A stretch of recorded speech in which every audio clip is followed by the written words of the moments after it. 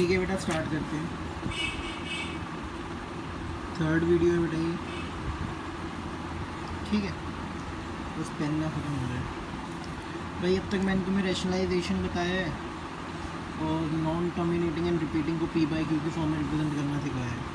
दो चीज़ें और रहती हैं, एक रहती है रिप्रेजेंटेशन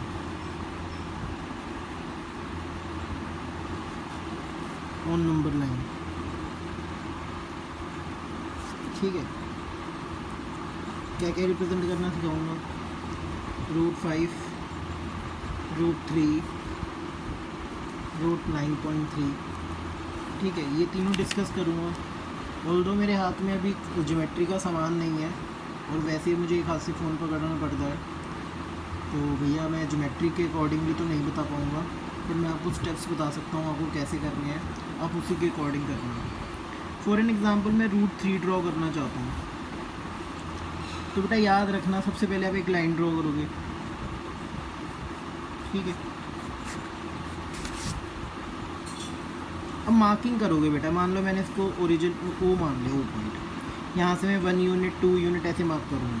मैं 1 यूनिट को ले रहा हूँ 2 सेंटीमीटर, 1 यूनिट का मतलब 2 सेंटीमीटर। बेटा याद रखना आपको ये √3 यूनिट्स लिखा हुआ आएगा, मतलब कोई यूनिट नहीं होती, सिर्फ यूनिट्स हम मान लें कि यूनिट्स लिखा हुआ आएगा, ठीक है। और जैसे मुझे √3 ड्रॉ करना है बेटा, तो मैं 1 यूनिट का मतलब है 2 सेंटीमीटर, ठीक है। आप 3 सेंटीमीटर भी मान सकते हो, मर्जी है तुम्हारी।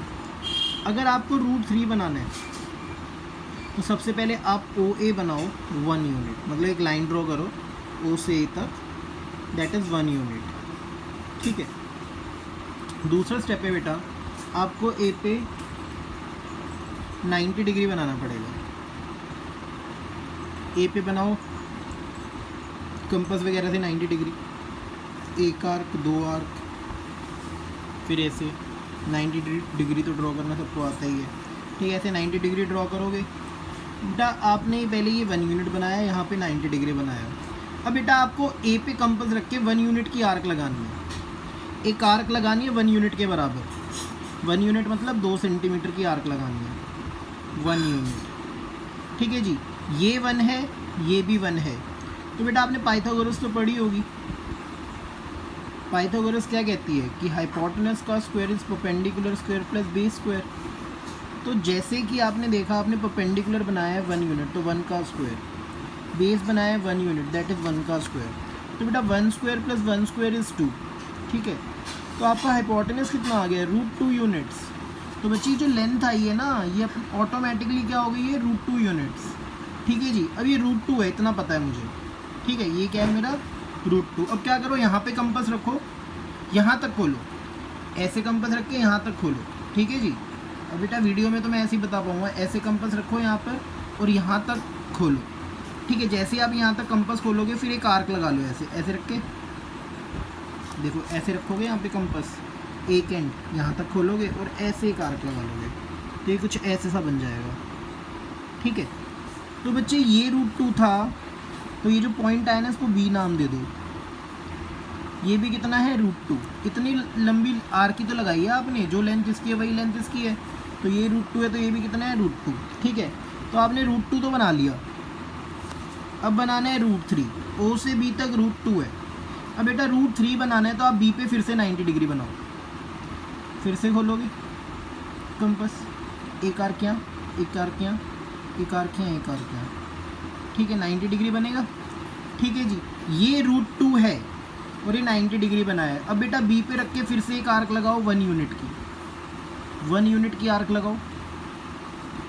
बेटा ये √2 है यहाँ से यहाँ तक और ये 1 है, तो आपका अब बेस है √2, परपेंडिकुलर है 1, तो हाइपोटेनस का स्क्वायर किसके इक्वल होता है, परपेंडिकुलर स्क्वायर 1 का स्क्वायर और √2 का स्क्वायर इज़ 2, तो हाइपोटेनस कितना आ गया, √3।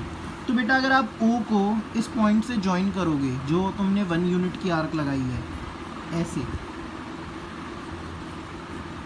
मेरे ख्याल से पेन ख़त्म हो गया, ठीक है।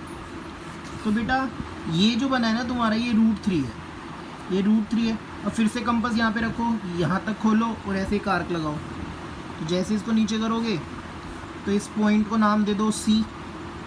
तो बेटा ये O से C तक बन गया तुम्हारा √3। अगर तुम्हें रूट 4 बनाना हो तो फिर से 90 डिग्री बनाओ, 1 यूनिट रूट 4 बनता, फिर आगे फिर रूट 5 के लिए आगे, ठीक है जी। ऐसे ही बनता चला जाता है, जैसे पहले रूट 2 बना इतना, फिर रूट 3 बना, फिर रूट 4, ऐसे बनाते चलना है सेम सीक्वेंस में। जैसे अब यहाँ पे दोबारा अगर 1 यूनिट की आर्क लगाओगे, फिर ज्वाइन करोगे, रूट 4 हो जाएगा, फिर ऐसे करते हुए आगे चलते रहोगे, ठीक है जी। इतनी बात समझ आएगी। ये बनता है रूट 3, रूट 5 इसी तरीके से बनता है।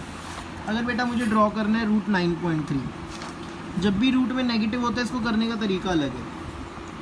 रूट में क्या लिखा है 9.3, तो 9.3 में एक ऐड करो तो क्या हो गया 10.3।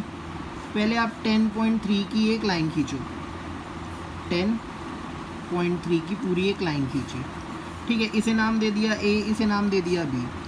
पर ए से बी के बीच में 9.3 पे भी, ये यहाँ से यहाँ तक 9.3 पे भी एक पॉइंट लगा लेना, इसे नाम दे दो सी, ठीक है। तो ए से सी तक क्या है 9.3, बनानी एक ज़्यादा है पर 9.3 पे भी आर्क लगानी है। अब ए बी का परपेंडिकुलर बाइसेक्टर बनाना है। कैसे बनता है, कंपास लो, ए बी की हाफ की लेंथ से ज़्यादा खोल के, आधे से ज़्यादा खोल के, ऊपर एक आर्क नीचे एक आर्क, मतलब एक आर्क इधर लगेगी, एक आर्क इधर लगेगी, आधे से ज़्यादा खोल के ऊपर एक आर्क नीचे एक आर्क, ऐसे ही बी पे रख के ऊपर एक आर्क नीचे एक आर्क, ठीक है। जैसे आप इसको मिलाओगे मतलब ये ऐसा कुछ बन जाएगा ना यहाँ पे, ठीक है, सेंटर पॉइंट आ जाएगा वो, ठीक है। अब यहाँ पे कंपास रखो, ए तक खोलो, यहाँ पे कंपास रखो, ए तक खोलो, एक सेमी सर्कल बना लो ऐसे।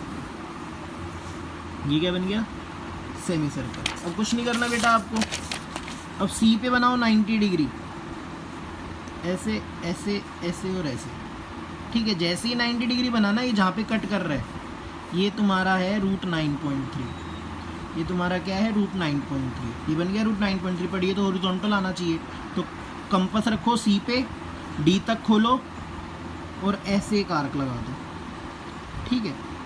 उसे मिला दो, ये बी था, ये सी था, इसे मान दो डी, डी तो हो चुका, चलो ई मान लो, तो ये सी क्या बन गया रूट 9.3, ठीक है जी। तो ऐसे बनता है बेटा रूट 3, रूट 5 या रूट 9.3। एक बार ट्राई करो, जैसे जैसे मैंने बोला ना वैसे वैसे बनाओ, वीडियो को धीरे चलाना और अपने हाथ से बनाते हुए चलना, ठीक है जी।